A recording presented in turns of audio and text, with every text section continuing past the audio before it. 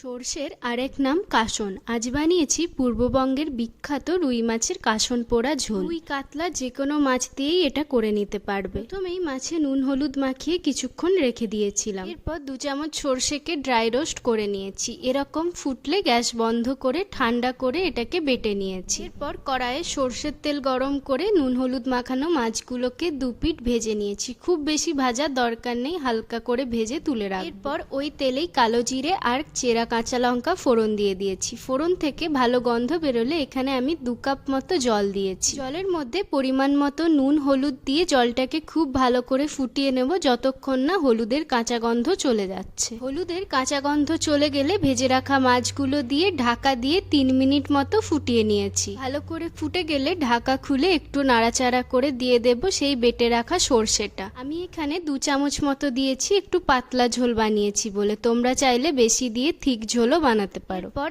আরো 3-4 মিনিট ভালো করে ফুটিয়ে নিলেই রুই মাছের কাসন পোড়া ঝোল একদম রেডি। গরম ভাতের সাথে সার্ভ করো আর কমেন্টে জানিও কেমন লাগলো। ভিডিওটা ভালো লাগলে লাইক কমেন্টটা শেয়ার করে দিও।